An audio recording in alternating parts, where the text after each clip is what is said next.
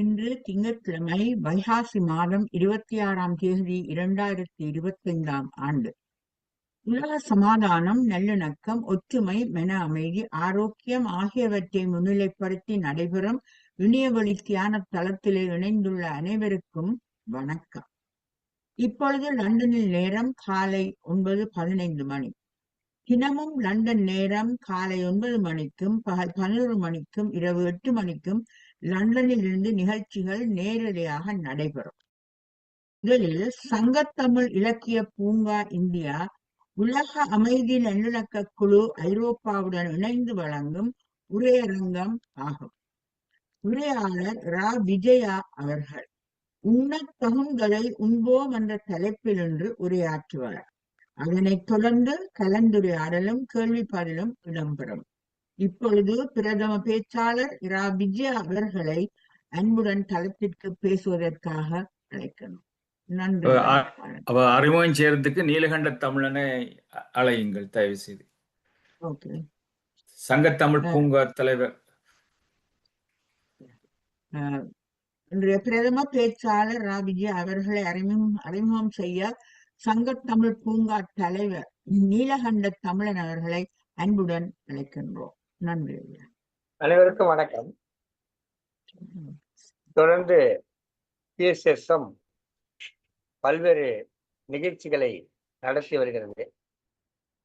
இதற்கெல்லாம் அடிப்படையாக உலக அமைதி என்பதை முதல் நோக்கமாக கொண்டு இன்றைக்கு இந்த உலகத்திற்கு மிகவும் தேவையான ஒரு நோக்கத்தை தனது நோக்கமாக கொண்டு செயலாற்றியவர்கள் கண்டு மிகவும் மகிழ்ச்சி அடைகிறோம். எங்களை எல்லாம் இந்த நிகழ்ச்சிக்கு அழைத்து பேச வைக்கிற இந்த அமைப்பினுடைய பொறுப்பாளர்கள் ஒருவரான திரு ஸ்ரீகாந்த் ராஜா ஐயா அவர்களுக்கும், இந்த நிகழ்ச்சியில் என்னை அழைத்து பேச வைத்திருக்கிற திருமதி சரோஜா தேவி சுந்தரலிங்கம், இங்கிலாந்திலிருந்து இணைந்திருக்கிறாரா, ஆஸ்திரேலியாவிலிருந்து இணைந்திருக்கிறார், சிட்னி ஆஸ்திரேலியா, அவர்களுக்கும் நன்றிகளை தெரிவித்துக் கொள்வோம்.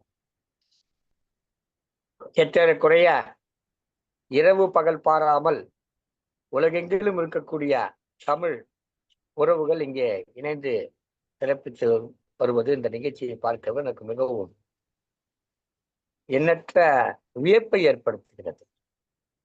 ஒரு நல்ல நோக்கம் என்று வந்துவிட்டால் நல்ல உறக்கம் கூட எங்களுக்கு தேவையில்லை என்று உறக்கத்தையும் துறந்து இந்த நோக்கத்திற்காக வந்திருக்கக்கூடிய உங்களை எல்லாம் நான் முதலில் வணங்குகிறேன். இன்றைய நிகழ்ச்சியிலே ஒரு சிறப்புரை வழங்குவதற்காக உண்ண வேண்டியதை உண்போம், நல்ல உணவை உண்போம் என்கிற ஒரு கருத்தை வலியுறுத்தி பேச வருகிறார் திருமதி இரா. விஜயா அவர்கள். நல்ல பட்டிமன்ற பேச்சாளர், நல்ல ஒரு கவிஞர், தொடர்ந்து தமிழறிவு வானொலியிலே 4 ஆண்டுகளாக தனது கவிதைகளை வாரந்தோறும் தவறாமல் வழங்கி கொண்டிருப்பவர், ஒரு பள்ளி தலைமை ஆசிரியராக இருந்து ஓய்வு பெற்றவர், அறிவியல் ஆசிரியராக இருந்து பிறகு தலைமை ஆசிரியராக உயர்ந்து தமிழ்நாட்டிலே பேரளம் என்ற ஊரிலே ஒரு பள்ளியிலே சற்றக்குறை 2000 பிள்ளைகள் படிக்கக்கூடிய பள்ளியிலே ஆசிரியராக இருந்து ஓய்வு பெற்றவர். எண்ணற்ற சிறப்பான செயல்பாடுகளை அவர் இருந்த பள்ளிகள் எல்லாம் செய்திருக்கிறார். சமீபத்திலே பேரளத்திலே இருக்கக்கூடிய ஒருவருடன் பேசிக் கொண்டிருந்த பொழுது திருமதி விஜயா அவர்களை எனக்கு தெரியும் என்று சொன்னேன். உடனே அவர் சொன்னார், அவரை உங்களுக்கு தெரியுமா என்று அவரை பற்றிய சிறப்புகளை எல்லாம் எனக்கு சொன்னார். எப்படியெல்லாம்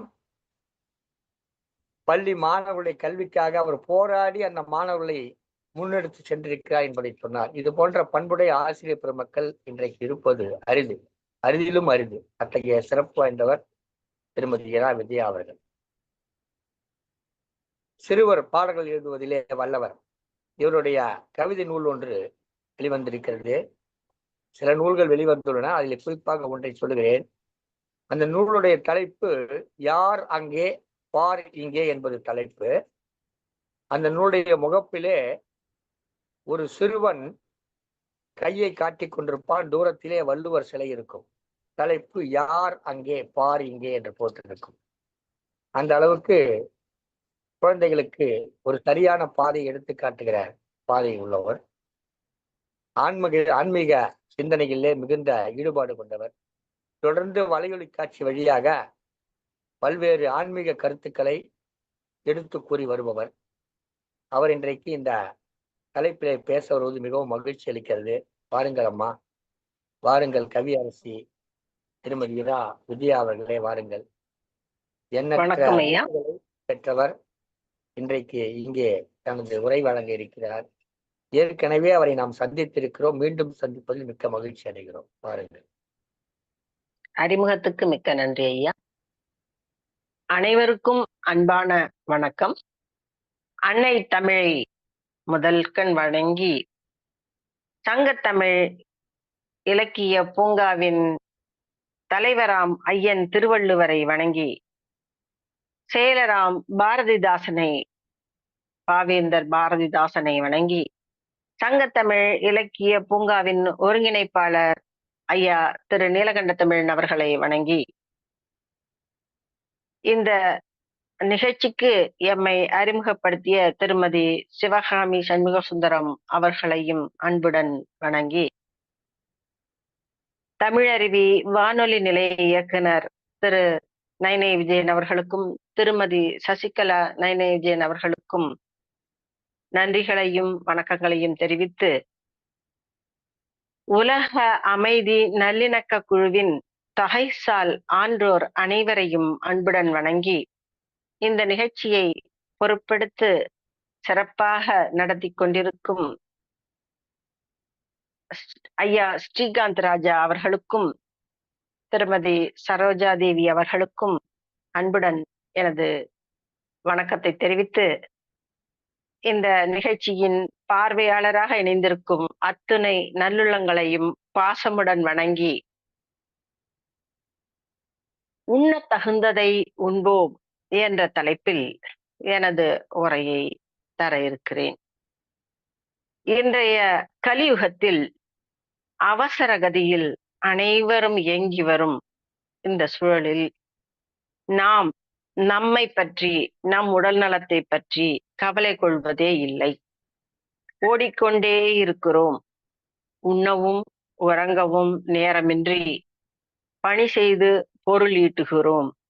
ஆனால் இளவயதிலேயே பல்வேறு நோய்கள் நம்மை ஆட்கொண்டு, விதவிதமான நோய்கள் நம்மை ஆட்கொண்டு உடல் நலமிழந்து குடும்பத்தாருக்கும் பாரமாக ஆகிவிடுகிறோம். இப்படி ஒரு சூழ்நிலை, இந்த நிலை மாற வேண்டும், முற்றிலும் தவிர்க்கப்பட வேண்டும். அதற்கு இள வயதிலிருந்தே, குழந்தை பருவத்திலிருந்தே குழந்தைகள் என்ன வகையான உணவுகளை உண்ண வேண்டும், எப்படி உண்ண வேண்டும் என்ற கருத்தை இங்கு தர இருக்கிறேன். அதற்கு நாம் நலம் பயக்கும் உணவுகளை தேர்வு செய்து உண்டு பழக வேண்டும். ஆரம்ப காலத்திலிருந்து அதற்கு பெற்றோர்கள் முயற்சி எடுத்துக்கொள்ள வேண்டும். குறித்த நேரத்தில் உண்ணும் பழக்கத்தை மேற்கொள்ள வேண்டும். உதாரணமாக, காலை உணவு என்பது 8 முதல் 9 மணிக்குள்ளாக எடுத்துக்கொள்ள வேண்டும். அவசியம் காலை உணவு உண்ண வேண்டும். காலை உணவு தவிர்க்கப்படக்கூடாது. ஏனென்றால் இரவு முழுவதும் நமக்கு வயிறு காலியாக இருக்கும். நீண்ட இடைவெளிக்கு பிறகு உண்ணுகிறோம். ஆதலால் காலை உணவை காலம் தாழ்த்தி உண்ணுவதை தவிர்க்க வேண்டும். அடுத்து மதிய உணவு 1 முதல் 2 மணிக்குள்ளாக உண்ண வேண்டும். இரவு உணவு 7 முதல் 8 மணிக்கு உள்ளாக உண்ண வேண்டும். இரவு உணவுக்கு பிறகு 1 மணி அல்லது சாதாரணமாக எந்த உணவாக இருந்தாலும் உணவு உண்ட பின் உடனே படுக்க செல்லக்கூடாது. 2 மணி முதல் 1 மணி காலம் நாம் அமர்ந்திருந்தோ அல்லது வேறு சில சுலபமான பணிகளை செய்துவிட்டு பின்னர் தான் இரவு உறங்கச் செல்ல வேண்டும். இல்லை என்றால் சீரணக் கோளாறுகள் ஏற்பட வாய்ப்பு ஏற்படும். மற்றும் இந்த காலகட்டத்தில், அதாவது தொழில்நுட்ப மிக்க பணிகளில் ஐடி என்று சொல்லக்கூடிய அந்த பணிகளில் இரவு நடுநிசி வரை விழித்திருந்து பணியாற்றுகிறார்கள். அதன் பிறகு 12 மணி அளவில் உணவு உண்டு உடனே உறங்க செல்கிறார்கள். இது போன்ற நிகழ்வுகள் முற்றிலும் தவிர்க்கப்பட வேண்டும். உணவு எடுத்த உடனே எந்த நேரத்திலும், பகலாக இருந்தாலும் இரவாக இருந்தாலும் உறங்கச் செல்வது முற்றிலும் தவிர்க்கப்பட வேண்டும். நம் முன்னோர்கள் நமக்கு சொல்லியிருக்கிறார்கள், உணவே மருந்து, மருந்தே உணவு என்பதுதான் அந்த விதி. அதனை நாம் கட்டாயம் கடைபிடிக்க வேண்டும். தற்காலத்தில் இயற்கையை விட்டு நாம் விலகிச் சென்று கொண்டுதான் இருக்கும். விவசாயத்திலும் சரி மற்றும் வியாபாரத்திலும் சரி நிறைய வேதிப்பொருள்கள், ரசாயன பொருள்கள் கலப்படமாகிறது. அதாவது விவசாயத்தில் என்று எடுத்துக்கொண்டால் ரசாயன உரங்கள், பூச்சிக்கொல்லி இது போன்றவற்றின் அதிகமான பயன்பாடு, பதப்படுத்தும் போது அதிகமான வேதிப்பொருள்களை பயன்படுத்துவது, கலப்பட உணவு, இப்படி முற்றிலுமே நம்மை வேதிப்பொருள்களால் நஞ்சாகிவிட்ட உணவை தான் நாம் உண்டு கொண்டிருக்கிறோம். இன்னும் பழங்களில் எல்லாம் பழுக்க வைப்பதற்கு வேதிப்பொருள்கள், நிறமூட்டிகள் இதையெல்லாம் பயன்படுத்தும் போது நாம் எல்லாவற்றையும் பார்த்து பார்த்து வாங்கினாலும் சில நேரங்களில் நமக்கு அறியாமலே இவைகள் எல்லாம் நமக்கு நஞ்சாகி விடுவதுண்டு. அதனால் மொத்தத்தில் எந்த உணவு பிடித்திருந்தாலும் அனைத்தையும் அளவோடு, எல்லா உணவுகளையும் அளவோடு எடுத்துக்கொள்வதுதான் நம்மை காத்துக்கொள்ள சிறந்த வழியாக இருக்கும். நாம் நலமாக வாழ வேண்டும் என்றால் அளவான உணவை எடுத்துக்கொள்ள வேண்டும்.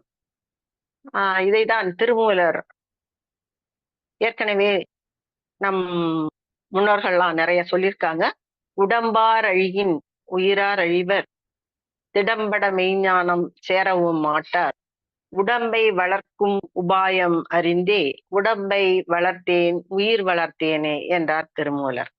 உடம்பு அழிந்தால், அதாவது சுவரை வைத்துதான் சித்திரம் எழுதணும்னு அப்பவும் சொல்லிட்டாங்க. அது மாதிரி உடம்பு அழிந்தால் உயிர் அழியுமாறு தெரிந்த விஷயம்தான். நோய் வந்தாலும் அறிவு வளராது. அதனால உடம்பை வளர்க்கும் முறையை அறிந்து உயிரை வளர்த்தேன் என்று அன்றே சொல்லி சென்றிருக்கிறார்கள். அதன் அடிப்படையில் உணவில் சேர்க்க வேண்டியதை சேர்த்து, குறைக்க வேண்டியதை குறைத்து நாம் உணவை எடுத்துக்கொள்ளும் போது நோய் தானாக சரியாகும். ஒரு கை தேர்ந்த அல்லது உணவில் என்னென்ன பதார்த்தங்களை சேர்த்தால் என்னென்ன நன்மை கிடைக்கும் என்று அறிந்த ஒரு இல்லத்தரசி அந்த குடும்பத்தை முற்றிலும் நோயில்லாமல் காத்திருப்பாள். எனவே உணவு பழக்கம் ஒழுங்காக இருந்தால் எந்த பிணியும் வராது தடுக்கலாம். எல்லா வியாதிகளும் வயிற்றிலிருந்துதான் ஆரம்பமாகின்றன என்பது சீன பழமொழி.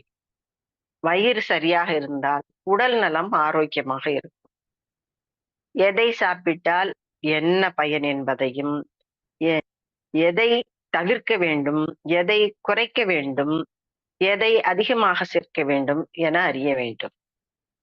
என்ன சாப்பிடுகிறோம், எப்போது சாப்பிடுகிறோம், எப்படி சாப்பிடுகிறோம், என்ன சாப்பிடுகிறோம் என்பது இன்றைய காலகட்டத்தில் குழந்தைகள்லாம் டிவியோ போனோ இதை பார்த்துக்கிட்டு தான் சாப்பிட்றோம். அப்ப அவங்களுக்கு என்ன சாப்பிட்றோங்கிறது தெரியாது. சாப்பிட்டு முடிச்ச பிறகு கேட்டாலும் தெரியாது, சாப்பிடும்போது கேட்டாலும் தெரியாது. முழு கவனமும் அந்த தொலைக்காட்சி பெட்டியிலோ அல்லது கைபேசியிலோ தான் இருக்கும், அந்த முழு கவனமும். அதனால சாப்பிடும்போது என்ன சாப்பிடுகிறோம், எப்படி சாப்பிடுகிறோம் என்பதை கவனம் இருக்க வேண்டும். எப்படி சாப்பிடுகிறோம் என்கும்போது குழந்தைகள் மட்டுமல்ல, பெரியவர்கள் கூட இப்போது தொலைக்காட்சி பார்த்து கொண்டு போனை கையில் வைத்துக் கொண்டுதான் உண்கிறார்கள். அந்த பழக்கம் முற்றிலும் தவிர்க்கப்பட வேண்டும். உணவின் மீது, அதன் ருசியின் மீது முழு கவனம் செலுத்தி உணவை பார்க்கும் போதே நமக்கு வாயில் உமிழ்நீர் ஊற வேண்டும். அந்த மாதிரியான ஒரு உணவு பழக்கம் வேண்டும். அடுத்து உண்ணும் போது பேசக்கூடாது. இதெல்லாம் குழந்தைகளுக்கு நாம் ஆரம்ப காலத்திலேயே சொல்லி பயிற்றுவிக்க வேண்டும். என்ன உண்கிறோம் என்பதை அந்த உணவின் மீது ஆசையை ஊட்டி அதை பார்த்து மகிழ்வுடன் உண்ணும் பழக்கத்தை ஏற்படுத்தணும். எப்படி சாப்பிடுகிறோம், நன்றாக உமிழ்நீரில் கரையும்படி மென்று பற்களால் மென்று சுவைத்து மெதுவாக உள்ளே செலுத்த வேண்டும். இது எப்படி சாப்பிடுகிறோம்? இதுல கவனம் வேணும். எப்போது சாப்பிடுகிறோம்? நாம் ஏற்கனவே சொன்னது போல அந்த காலை உணவு, மதிய உணவு, இரவு உணவு இந்த நேரத்தில் சாப்பிட்டு பழக வேண்டும். அப்புறம் வேலைக்கு தகுந்த அளவு சாப்பிடுகிறோம். சில பேர் உடல் உழைப்பு மிக அதிகமாக இருக்கும். கடின உழைப்பு. அதற்கு தகுந்தாற் போல அவர்கள் சாப்பிட வேண்டும். நான் கொஞ்சமா சாப்பிடுவேன் போதும் அப்படின்லாம் சொல்லக்கூடாது. அவர்களுடைய உடல் உழைப்புக்கு தகுந்தாற் போல அதிகமாக சாப்பிடு. உடல் உழைப்பு குறைவாக இருக்கிறவர்கள் குறைவாக உணவை எடுத்துக்கொள்ள வேண்டும். ஆசையால அதிகம் சாப்பிட்டுட்டு அப்புறம் நோய் அல்லது செரிமான கோளாறு இருக்கிறார்கள். சில உணவுகள், சில பதார்த்தங்கள் ரொம்ப பிடிக்கும். அதுக்காக ஆசைப்பட்டு அதிகமாக உண்ணுதலும் தவிர்க்கப்பட வேண்டும். அது மாதிரி அருந்தும் போதும் நம்ம பணிக்கு செல்லும் போது நேரம் இருக்காது. உண்ணுவதற்காக தனியாக நேரம் ஒதுக்க வேண்டும். ஒரு அரை மணி துளிகள்னாலும் உண்ணுவதற்கு நேரம் ஒதுக்க வேண்டும். அமைதியாக நிதானமாக உட்கார்ந்து உண்ண வேண்டும். நின்று கொண்டு உண்ணக்கூடாது. உட்கார்ந்து சமணமிட்டு கூடுமான வரைக்கும் தரையில் அமர்ந்து சாப்பிடுவது மிகச்சிறந்த பழக்கம். நாம் கால்களை தொங்க போட்டு கொண்டு சாப்பிடுவது அவ்வளவு சிறப்பானது அல்ல.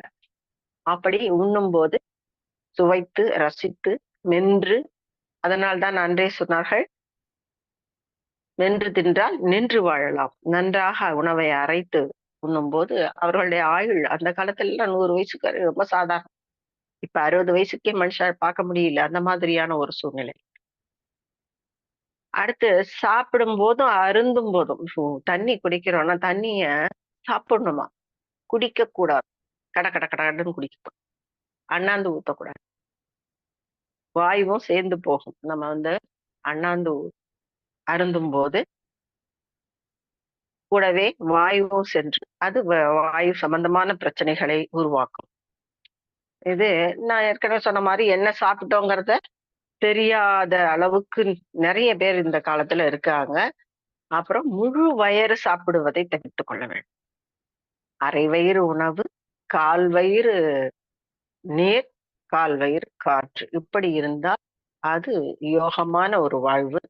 இதை கடைபிடிக்க நாம் பழகிக்கொள்ள வேண்டும். இன்னும் கொஞ்சம் சாப்பிடலாம் என்ற எண்ணம் இருக்கும் போது உணவை நிறுத்தி கொள்ள வேண்டும். இன்னும் கொஞ்சம் சேர்த்துக்கலாம், ஒரு இட்லி சேர்த்து சாப்பிடலான்ற ஒரு எண்ணம் இருக்கும்போது அதோட நிறுத்திக்கிட்டோம்னா ஆரோக்கியமான வாழ்வு கிடைக்கும். அப்புறம் புரோட்டீன், கொழுப்பு இந்த சத்துக்கள்லாம் எல்லாருக்கும் ஒரே மாதிரி தேவைப்படுறதில்ல. ஒவ்வொருடைய உடல் அவர்களுடைய பணி, தொழில் அதுக்கு ஏத்தாற் போல அந்த தேவைகள் மாறுபடும். அவங்க அவ்வளவு சாப்பிடுறாங்க, அதனால நம்ம எவ்வளவு சாப்பிடணும் அப்படி எல்லாம் இல்லை. எல்லாருக்கும் ஒரே இது டயட் டேபிள் போடக்கூடாது. அவங்களுடைய உடல் உழைப்புக்கும் தொழிலுக்கும் சில பேர் சம்மட்டி எடுத்து அடிப்பாங்க, கடின உழைப்பு, கல்லு தூக்குவாங்க, மண்ணு தூக்குவாங்க. அந்த மாதிரி தொழில் செய்யறவங்க எல்லாம் நிறைய சாப்பிட்டுதான் ஆகணும். அவங்க புரோட்டீன், கொழுப்பு எல்லாம் நிறைய எடுத்துக்கும். அவங்க கொழுப்பு சத்து அதிகம் தேவைப்படும். ஏன்னா அவங்களுக்கு நிறைய எனர்ஜி தேவை.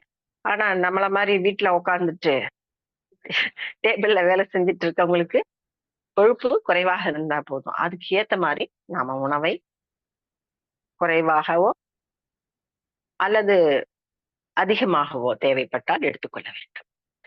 நம் உடம்பில் 3 வகையான தத்துவங்கள் உள்ளன. இது நாம் அறிவோம். வாதம், பித்தம், சிலேத்துமம், அதாவது கபம். இந்த 3 நம் உடலும் 5 பூதங்களால் ஆனது அப்படிங்கிற தத்துவம் சொல்லப்படுகிறது. அதாவது ஆகாயம், நிலம், நீர், காற்று. நீர், இந்த வாதம்ங்கிறது விண்ணும் காற்றும் இணைந்தது வாதம் என்று சொல்லப்படுகிறது. தீ பித்தம் என்று சொல்லப்படுகிறது. மண்ணும் நீரும் கபம் என்று சொல்லப்படுகிறது. இப்போ இந்த வாதம் படைக்கும், பித்தம் காக்கும், கபம் அழிக்கும், இந்த தொழிலை செய்யும் என்று சொல்வார். எது எப்படி இருந்தாலும் இந்த 3ம் நம் உடலில் சமநிலையில், வாதம், பித்தம், கபம் 3ம் சமநிலையில் இருந்தால் உடல் நிலை நலமாக சீராக இருக்கும். அப்புறம் உண்ணும் போது அடிக்கடி தண்ணீர் குடிக்க கூடாது. ரொம்ப தேவை, விக்கல் வருது, அந்த மாதிரி சூழ்நிலையில ஒரு வாய் தண்ணி நீர் அருந்தலாம். அப்புறம் சாப்பிட்டு முடித்த பிறகு 1 டம்ளர் அல்லது 1/2 டம்ளர் நீர் மட்டும் நன்கு வாயை கொப்பளித்து அருந்தலாம். அதன் பிறகு ஒரு மணி கழித்து தேவையான அளவு நீரை எடுத்துக்கொள்ளலாம். சாப்பிட்ட உடனே நீரை அதிகமாக அருந்தக்கூடாது. அது மாதிரி சாப்பிட்டு முடித்தவுடன் ஐஸ் ஐஸ் வாட்டர், ஐஸ்கிரீம் இந்த மாதிரியான பொருட்களை எல்லாம், அது சில்லுன்னு இருக்கக்கூடிய எதையும் சாப்பிடக்கூடாது. சரி, ஏற்படுறதுக்கு அதுவும் ஒரு காரணம். முடிந்தால் வெது வெது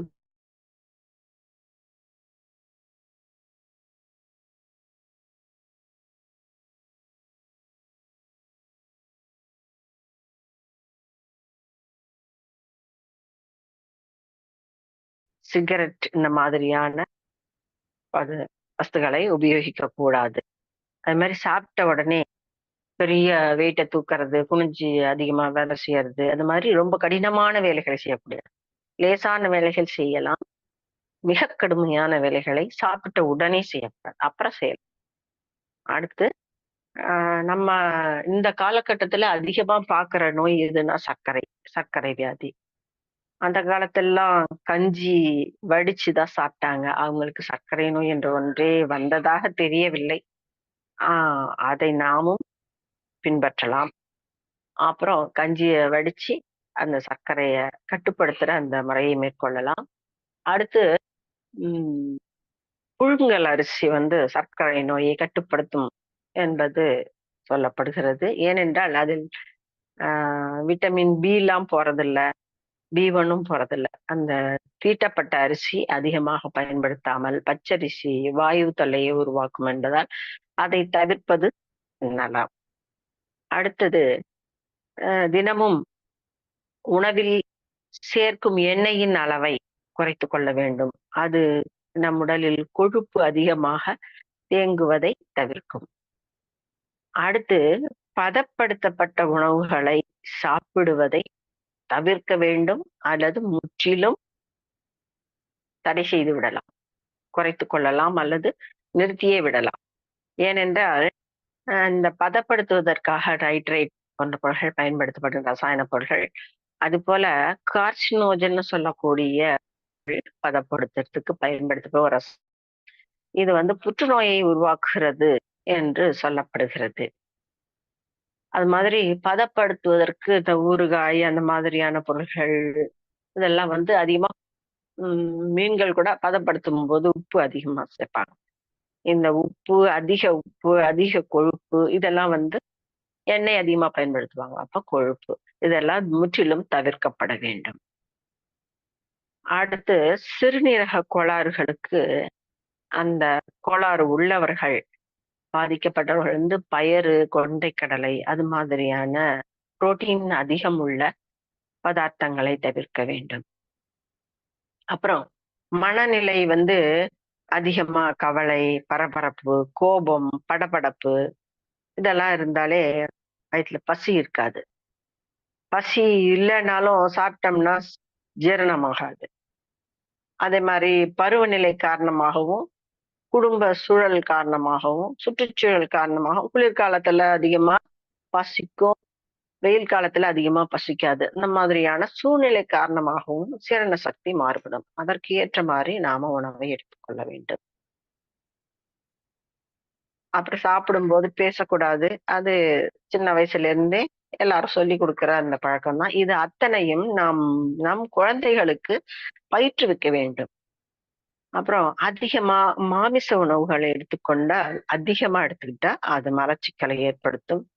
அது மாதிரி அதிக கொழுப்பு, அதிக காரம் இதுவும் மலச்சிக்கலை ஏற்படுத்தும். அது மாதிரி அதிக குளிர்ச்சி, அதிக சூடான உணவுகளை நோயை கொடுக்கும். உணவுகளும் நோயை கொடுக்கும். அதிக குளிர்ச்சியா சாப்பிட்டு சூடான உணவு சாப்பிடக்கூடாது. சூடான உணவு சாப்பிட்டு குளிர்ச்சியான பொருள் எடுத்துக்கூடாது. இதை 2 சேர்த்துக்கிறதுமே நோயை கொடுக்கும். அடுத்து மிளகு நம்ம சாப்பாட்டுல எப்பவும் சேர்த்துக்கணும்.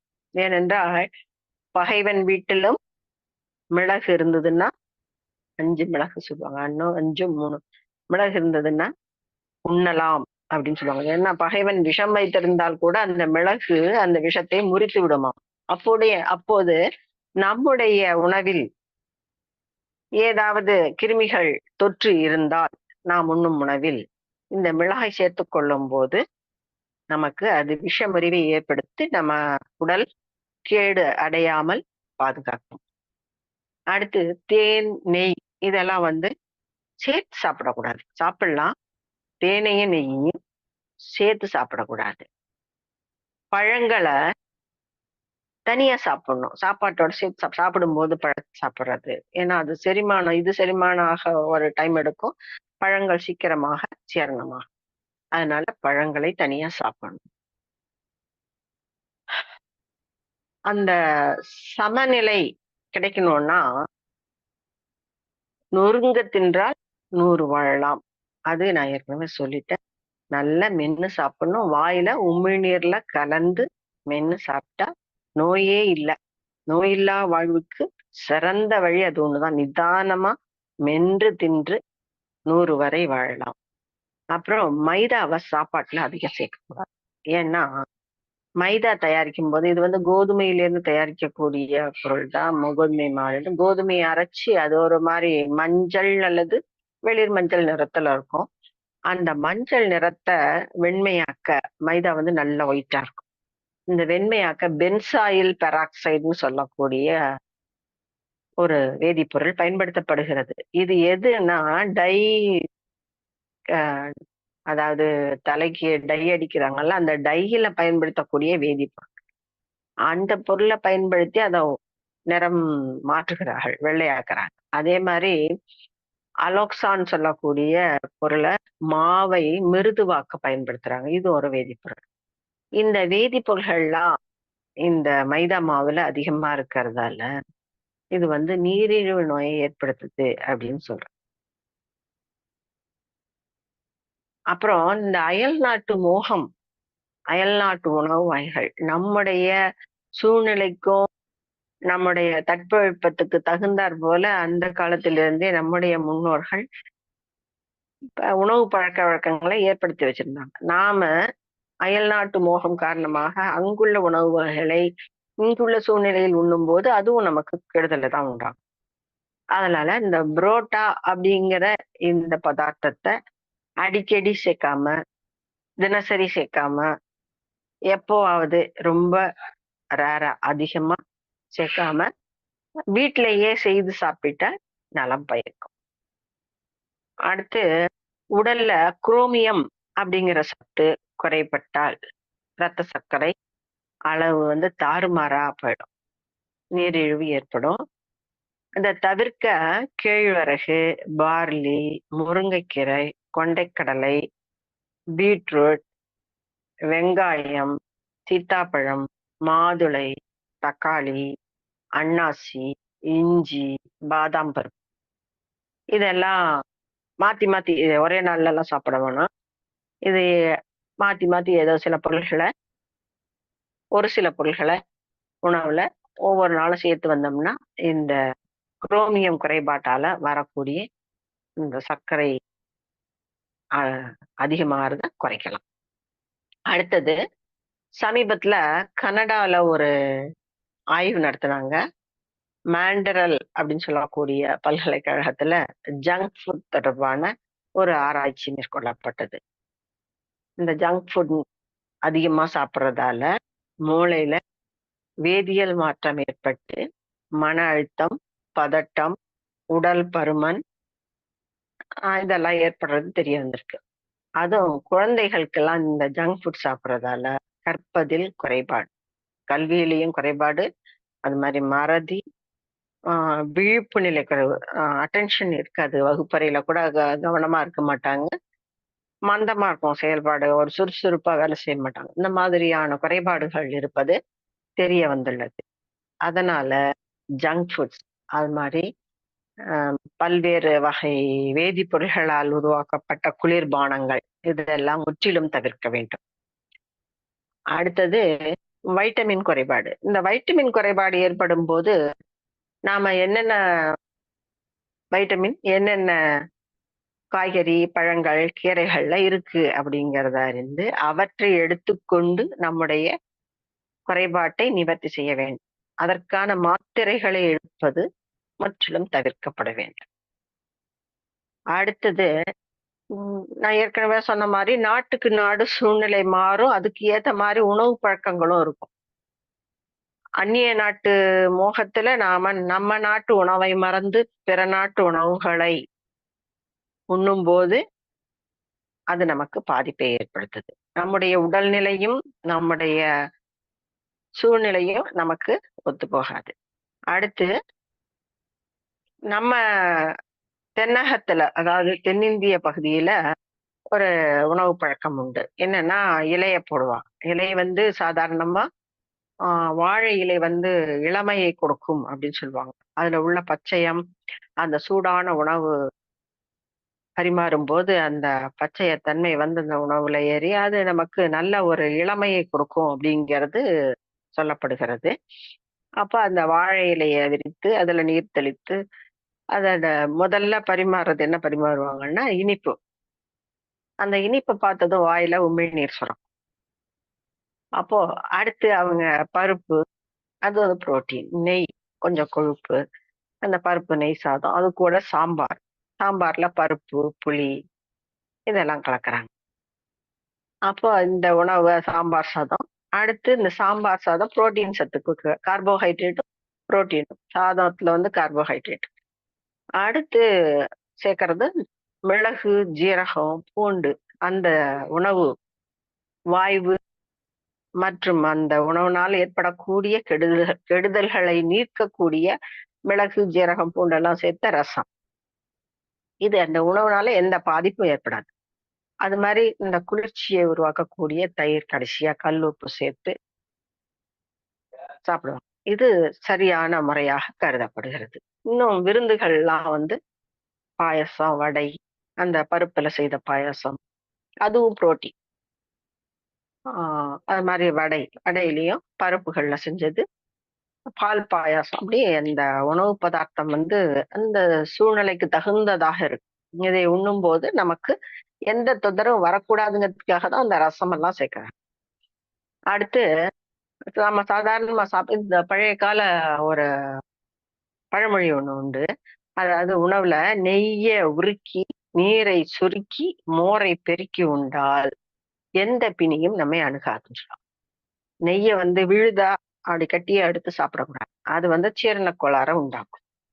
அது மாதிரி நீரை காய்ச்சி ஆற வைத்து வெது வெதுன்னு விதமான சூட்டுல குடிக்கும். மோரை தயிரா, கெட்டி தயிராலாம் சாப்பிடக்கூடாது. அதை நல்லா முடிஞ்சா வெண்ணெயை எடுத்துட்டு, இல்லைன்னா அதை மோராக்கி பெருக்கி, அதனாலதான் நிறைய தண்ணியை ஊற்றி பெருக்கி உண்ண வேண்டும் அப்படின்னு முன்னோர்கள் அப்பவே நமக்கு வழிமுறைகள்லாம் சொல்லி சென்றிருக்கிறார்கள். அது மாதிரி காய்கறி, பழங்கள் இவற்றெல்லாம் கூடுமான வரைக்கும் பச்சையா உண்றது சிறப்பு. அது காய்கறிகள்லாம் சூப்பா வேக வைத்து சாப்பிடலாம். பச்சையாக சாப்பிடக்கூடியதெல்லாம் பச்சடியா அந்த அந்த காய்கறிகளை சீவி போட்டு அது கூட வெங்காயம், தயிர் இதெல்லாம் சேர்த்து பச்சடியா சாப்பிடலாம். பழங்களை அப்படியே சாப்பிட முடியும்னாலும் சாப்பிடலாம், அல்லது சாறு, பழச்சாறு தயாரித்து உண்ணலாம். அவித்தல் முறையில, அதாவது வேவித்து உண்ணக்கூடிய உணவுகள், அவியல் எல்லாம் செஞ்சு சாப்பிட்டா சிறப்பு. ஆனா காய்கறி, கீரை, மத்த எல்லாத்தையுமே எதா இருந்தாலும் அதை அடுப்புல ஏத்தி அதோட சத்துலாம் போற மாதிரி வறுத்து பொரிச்சு, எண்ணெயில போட்டு பொரிச்சு அப்படிலாம் சாப்பிடும்போது சத்துக்கள் அழிந்து விடும். அதனால சாப்பிட்டா நலம் பயக்காது, கெடுதிதான் விளையும். அடுத்தது அந்த சாப்பிடக்கூடிய உணவுல அறுசுவையும் இருக்கணும். அறுசுவைகள் நாம் அறிந்தது இனிப்பு, புளிப்பு, உப்பு, காரம், கசப்பு, துவர்ப்பு. இந்த அறுசுவைகளோட பணிகள்னு எடுத்துக்கிட்டோம்னா, துவர்ப்பு சுவை இரத்தத்தை பெருக்கும்.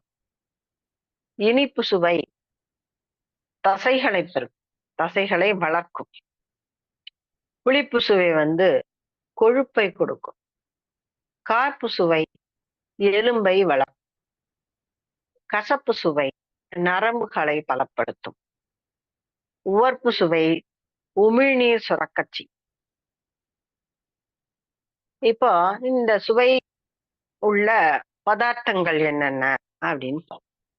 துவர்ப்பு சுவை உள்ள பொருள்கள் அப்படின்னு எடுத்துக்கிட்டா பீட்ரூட், வாழைப்பிஞ்சு, வாழைப்பூ, விளாங்காய், கடுக்காய், அத்திக்காய், மாதுளை, மாவடு, மஞ்சள், அவரை, வாழைக்காய், பாக்கு, இதெல்லாம் துவர்ப்பு சுவை உள்ளவை.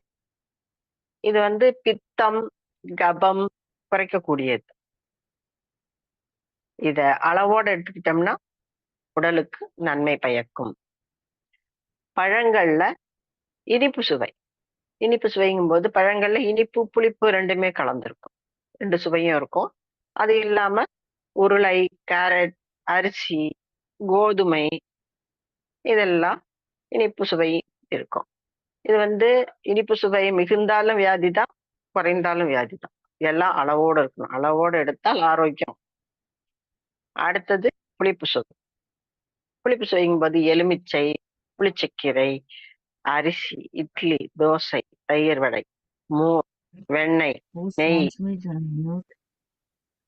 இதெல்லாம் நார்த்தை, உருளை, உளுந்து, பயறு, காராமணி, முந்திரி, இதெல்லாம் கேழ்வரகு, இதெல்லாம்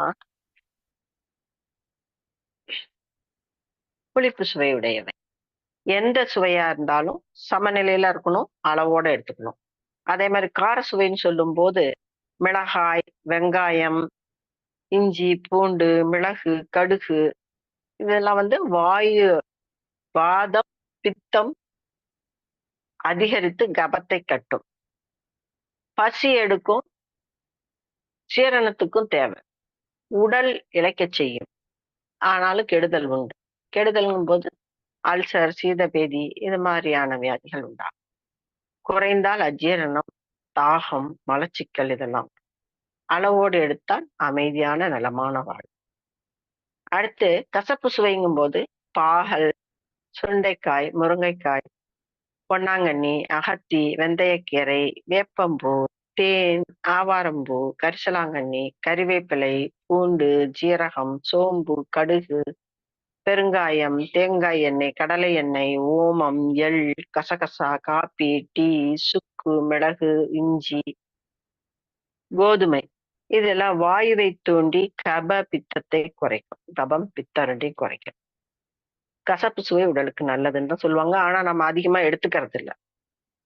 அடுத்தது உவர்ப்பு சுவை. உப்பு பண்டங்கள் எல்லாத்துலயும் உவர்ப்பு சுவை இருக்கும். கீரை வகைகள், எல்லா வகையான தண்ணீர் காய்கள், அதாவது பூசணிக்காய், வாழைக்காய், முள்ளங்கி, கீரைத்தண்டு, சொரக்காய், பீர்க்கங்காய், இதெல்லாம் நீர்க்காய்கள்லாம் உவர்ப்பு சுவையுடையவை. பித்தம், கபம் வளரும். இதெல்லாம் பித்தத்தையும் கபத்தையும் உண்டாக்கும். உமிழ்நீர் அதிகமாக சுரக்க காரணமாக இருக்கும். இது ரொம்ப அதிகமான தோல் நோய்கள் உண்டாகும். குறைந்தால் நெஞ்சரித்தல், பசியின்மை இதெல்லாம் உண்டாகும். மொத்தத்துல அறுசுவைகளும் நம் உணவில் இருக்கிற மாதிரி உணவுப் பொருட்களை சேர்த்து மன்னிக்க வேண்டும் அம்மா. சொல்லுங்கம்மா. அடுத்த நிகழ்ச்சிக்கு நேரம் அண்மித்து விட்டது. அதை நிறைவு செய்தால் முடித்துக் கொள்கிறேன். நம்முடைய உணவை பொறுத்து குணங்களும் மாறும் என்று சொல்கிறார்கள். உணவு சத்துவ குணம், ராஜச குணம், தமோ குணம் அப்படின்னு சொல்லுவாங்க. ஏன் சில உணவுகள் சாத்வீக குணத்துக்கு காரணமா இருக்கு. மொத்தத்துல சாத்வீக குணம்ங்கிறது தரம், சுவை, அளவு மிதமா இருந்ததுன்னா உணவுல அது சாத்வீக உணவு.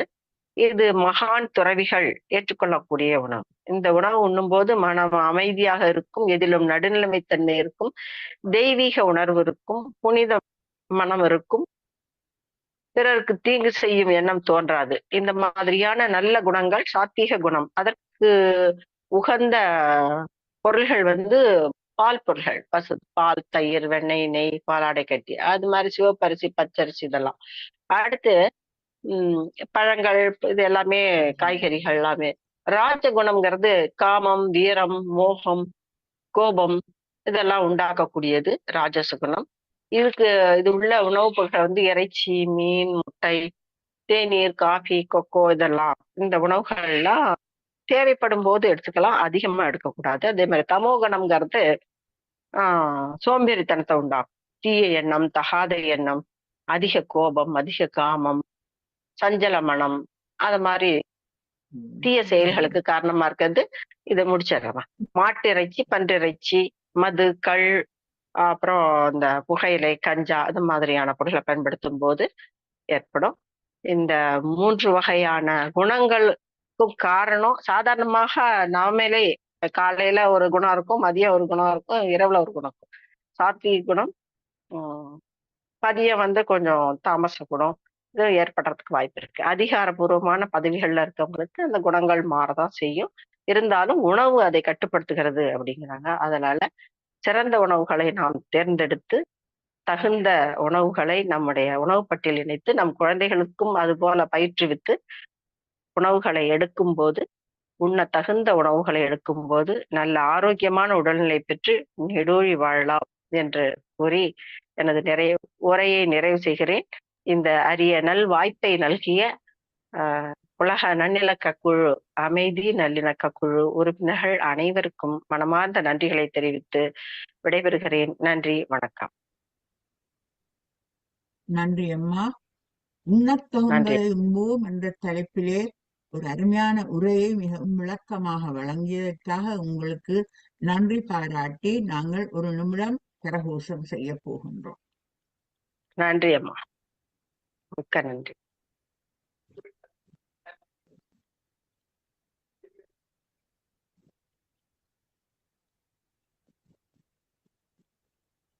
நன்றி, வணக்கம்.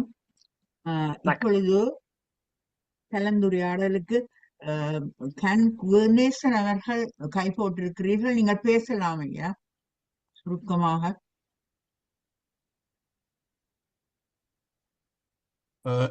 இமைப்பொழுதும் என் நெஞ்சில் நீங்காதான் தாழ்வாழ்க. நேரத்தின் அருமை கருதி மிகவும் விரைவாக முடித்துக் கொள்ளுகின்றேன். நன்றி அம்மா. உங்கள் பேச்சு அருமையில் அருமை. உங்களை நான் வாழ்த்துகிறேன், வணங்குகிறேன், மகிழ்கின்றேன். ஒரு விரைவான கேள்வி அம்மா. உமிழ்நீர் சுரப்பிகளை நீங்கள் கூறியிருந்தீர்கள், கொஞ்சம் விரைவா போனபடியா எடுக்க முடியாது. உமிழ்நீர் சுரப்பிகளையும் கண்ணீர் சுரப்பிகளையும் தூண்டவல்ல உணவுப் பொருட்கள் என்னென்ன என்று கூற முடியுமா? உப்பு, இனிப்பு, உவர்ப்பு சுவை, இனிப்பு சுவை. ஊறுகாய் உமிழ்நீர் சுரப்பியை தூண்டும். அது மாதிரி இனிப்பு சுவையும் உமிழ்நீரை தூண்டக்கூடியது. உவர்ப்பு. எந்த உணவுப் பொருட்கள்? ஊறுகாய் தவிர வேற என்னமா இனிப்பு பதார்த்தங்கள்? இனிப்பு பதார்த்தங்கள் போது அல்வா, அதாவது நமக்கு மிகவும் பிடித்த உணவுகளை பார்க்கும் போது உமிழ்நீர் தானாக சுரக்கும், அது ஒரு வகை. சாதாரணமாக இனிப்பு என்பது எல்லாருக்கும் பிடிக்கும். எந்த வகையான இனிப்பா இருந்தாலும் சாதாரணமா சாப்பிடுவாங்க. அதனாலதான் இனிப்பு முதல்ல இலையில வைக்கிறாங்க அப்படிங்கிறது பழங்கால பழக்கமா, பாரம்பரிய பழக்கம். அதுபோல கண்ணீர் சுரப்பிகளை தூண்டுவதற்கு உணவுப் பொருள் அப்படி கேள்விப்பட்டிருக்கீங்களா? கண்ணீர் அது காரம், வெங்காயம் அறியும் போது கண்ணீர் வருதுல்ல, அந்த மனம், அதோட அதுல இருந்து வெளிப்படக்கூடிய ஒரு வகையான வேதிப்பொருள், அந்த ஸ்மெல் கண்ணீர் சுரப்புகளை தூண்டி கண்ணீரை வரவழைக்கும். அதனாலதான் வெங்காயம் அறியும் போதே நமக்கு வீட்டுல வேற இடத்த அறிஞ்சா கூட நமக்கு கண்ணீர் வருது. அதுக்கு நன்றி அம்மா. நன்றி நன்றி நன்றி நன்றி. இப்பொழுது சேகர் மாஸ்டர், நீங்கள் கருத்து சுருக்கமாக கூறுங்கள். நேரம். வணக்கம் அம்மா, நீங்க அருமையான பேச்சு. நான் உங்களை முக்கியமா இப்ப கேட்கல சுருக்கமாக கேட்கிறது, இந்த தாமச குணம், அந்த உணவுகளால் வரும் குணங்களை பற்றி சொன்னீங்க. இதுல இந்த தாமச குணத்தால நான் மிகவும் என் வாழ்க்கையில பெரும்பகுதி பாதிக்கப்பட்டிருக்கு. இந்த தாமச குணத்தை ஓவர் கம் பண்ண இந்த தியானம் என்ன வகையில உதவி செய்ய சின்ன விளக்கம் தருவீங்களா? நிச்சயமாக. அந்த தாமச உணவுகளை தவிர்த்தாலே நமக்கு சாத்வீக குணம் வந்துடும். சாத்வீக உணவுகளை உண்டு தாமச உணவுகளை தவிர்க்கும் போதே நமக்கு சாத்வீக குணம் வந்துடும். சாத்வீக குணம்ங்கிறதே அமைதியான குணம் தான். அமைதியான குணம், தெய்வீக நம்பிக்கை, பிறருக்கு தீங்கு செய்யாத எண்ணம், அதெல்லாம் வரும்போது ஆட்டோமேட்டிக்கா நம்ம தியானம் நம்முடைய பண்பாட்டுல வந்துடும், நம்முடைய பயன்பாட்டுல வந்துடும். நன்றி. உணவு உணவு அந்த உணவு அந்த இறைச்சி வகைகள், மாட்டு இறைச்சி, பன்றி இறைச்சி, ஆமா, மாட்டு இறைச்சி, பன்றி இறைச்சி, புகையிலை, அந்த கஞ்சா அப்படின்னு அந்த மாதிரி போதை வஸ்துகள் அதெல்லாம் பயன்படுத்தும் போது இதுல வந்து பூண்டு வெங்காயம் இதுல சேர்க்கிறாங்க. அந்த தாமச குணம் காரணம் அது வந்து நம்ம அன்றாட வாழ்க்கையில அது நமக்கு தேவையாகவும் இருக்கு. Right. பூண்டு வெங்காயம் வந்து தாமச குணத்துக்கான ஒரு காரணியாக சொல்றாங்க. ஆனாலும் அது நம்முடைய நோய் எதிர்ப்பு சக்தியை அதிகப்படுத்தக்கூடிய ஒரு அம்சமாகவும் கொழுப்பை கரைக்கக்கூடிய அம்சமாகவும் இது பயன்படுகிறது. அதனால அளவா பயன்படுத்திக்கணும். நேரம் கருதி அது சில விரத நாட்கள்லாம் பயன்படுத்த மாட்டாங்க, பார்த்திருக்கீங்களா? இந்த பூண்டு வெங்காயத்தெல்லாம் அதிகமா விரத நாட்கள்ல பயன்படுத்த மாட்டாங்க. அது வந்து தாமச குணத்தை ஏற்படுத்தும் அப்படிங்கிறது, இந்த காம உணர்ச்சி எல்லாம் ஏற்படுத்துங்கிறதுக்காக தான் அதை தவிர்க்கிறாங்க. அதனால தேவையான அளவு எடுத்துக்கொள்றதுல தப்பு இல்லை. அதிகப்படியா எடுக்கும்போது நமக்கு அல்லது நேரத்துக்கு தகுந்தாற் போல சூழ்நிலைக்கு தகுந்தா விரத நாட்கள்ல வேண்டாம், மற்ற நாட்கள்ல பரவாயில்ல அப்படிங்கும்போது நம்ம எடுத்துக்கலாம். இது வந்து இந்த ரெண்டும் வந்து தீங்குன்னு சொல்ல முடியாது. மற்றவையை விட இது வந்து நாம பயன்படுத்தக்கூடிய அளவுல உள்ள பொருள்கள் தான் பூண்டு வெங்காயம் எல்லாம். Thank you so much. நன்றி அம்மா. நன்றி. வணக்கம். வணக்கங்க ஐயா. நான் முன்னவர் கு கதிரேசன். முதல்ல கேட்டாங்கம்மா, கண்ணீரும் உமிழ்நீரும் வர வேண்டியது, வரக்கூடிய தூண்டக்கூடிய உணவு எலுமிச்சம்பழம்.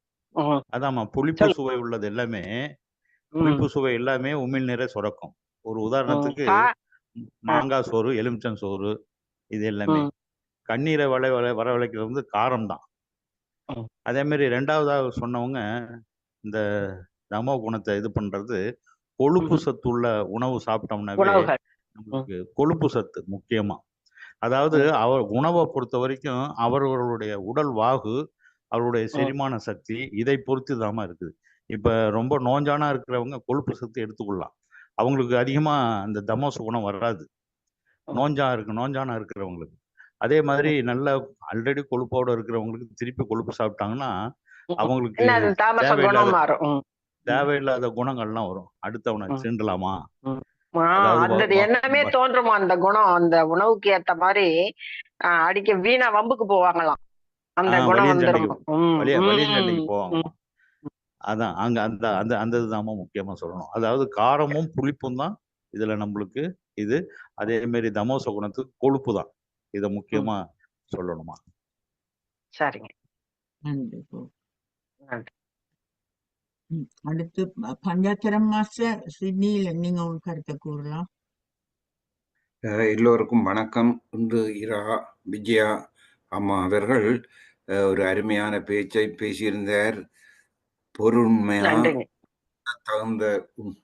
உண்ண தகுந்ததை உண்போம் என்ற தலைப்பு அருமையாக இருந்தது.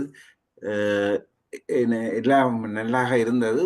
ஒரு விடயம் நான் கேள்வி கேட்க விரும்புகிறேன் அம்மா.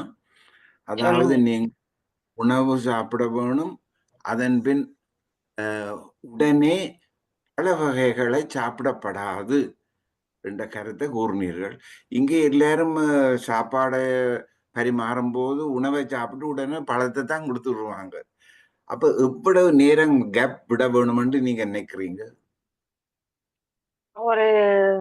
ஒரு மணி நேரம் பிறகு சாப்பிடலாம். அந்த இடைவேளையில சாப்பிடணும். உணவு இடைவேளைக்குல வந்து பழங்கள் சாப்பிடுறது தான் சிறப்பு. ஏனென்றால் நம்ம உணவு செரிக்கிறதுக்கு லேட் ஆகும், நம்ம சாப்பிட்ட உணவு பொறுத்து இருக்கு. ஆனா பழங்கள் மிக விரைவில் செரிச்சு விடும். அதனாலதான் அது ரெண்டுக்கும் ஈக்குவல் ஆகாது, நம்ம சாப்பிடுற உணவுக்கும் அதுக்கும். 1 மணி நேரம் விட வேணும். நன்றி அம்மா, நன்றி. சாப்பிட முதல் பழம் சாப்பிட தானே, சாப்பிட முதல் அரை மணி நேரத்துக்கு முதல் பழம் சாப்பிட்டுட்டு அரை மணி அப்படி சாப்பிடலாம். அப்படி சாப்பிட்டு சாப்பிட்டா நீங்க குறைவாக சாப்பிடலாம். சாப்பிடும் முன்னால சாப்பிடலாம், சாப்பிட்ட பிறகு சாப்பிடலாம். சாப்பிடும் போது சாப்பிடக்கூடாது. இடைவெளி விட்டு ஒரு அரை மணி 1 மணி இடைவெளிக்கு பிறகு அல்லது முன்னால 1 மணி இடைவெளிக்கு முன்னால சாப்பிடலாம். அடுத்து நீலகண்ட தமிழன் ஐயா, நீங்க கை போட்டு இருக்கிறீங்க, நீங்க பேசலாம். வணக்கம். வணக்கம் அனைவருக்கும் வணக்கம். உண்ண தகுந்ததை உண்போம் என்று ஒரு தலைப்பிலே பேசினார்கள். அவர் இறைவனுக்கு மட்டும் அனுமதி வழங்க வேண்டும். அவங்களுடைய பேச்சு கேட்ட போது எனக்கு அவங்க இந்தியாவில் இருக்காங்க, தமிழ்நாட்டில் இருக்காங்க. எங்களுக்கு முன்னாடி நிறைய உணவுகள் இருக்கிறது. இதை சாப்பிடு சாப்பிடு சாப்பிடு என்று எங்களை அழைக்கிறது. ஆனா அதை சாப்பிட்ட என்னென்ன துன்பங்கள்லாம் எங்களுக்கு நேருது எங்களுக்கு தெரியும். அதை பத்தி தான் அந்த அம்மாவுடைய உரை இருந்தது.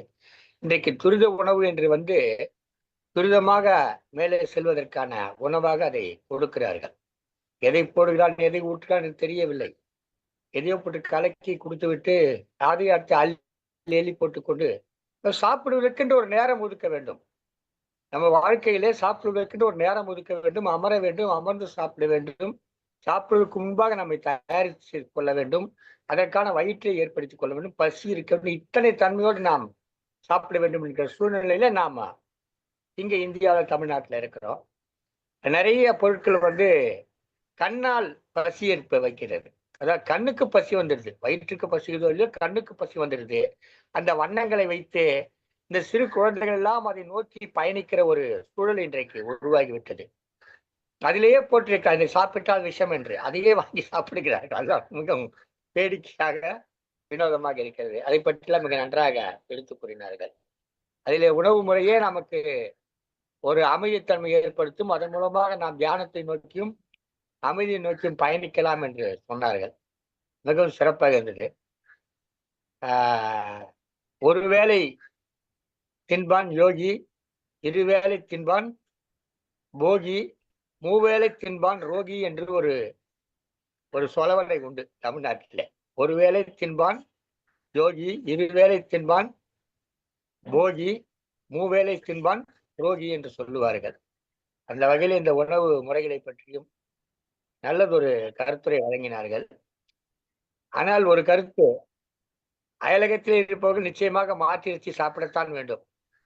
எனக்கு தெரிந்த நிறைய சைவர்கள் கூட அயலகத்துக்கு சென்று மாட்டிறைச்சி சாப்பிடுகிற சூழ்நிலைக்கு தள்ளப்படுது. ஏன்னா அங்கதான் உணவு, அங்க இருக்கக்கூடிய குளிர் சூழலுக்கு அது உணவாக இருக்கிறது. மது கூட குறைந்த அளவுக்கு அருந்துகிறார்கள். இதெல்லாம் அந்தந்த நாட்டுடைய தன்மைக்கேற்ப சூழலுக்கேற்ப உணவு வகை மாறும் என்பதை நாம் கருத்தில் கொள்ள வேண்டும். மிக அரிய ஒரு உரை கொடுத்தார்கள். மிகவும் நன்றி அம்மா. மிக்க நன்றி. நன்றிங்க ஐயா. அடுத்ததாக ஸ்ரீகந்தராஜா மாஸ்டர், நீங்கள் பேசலாம்.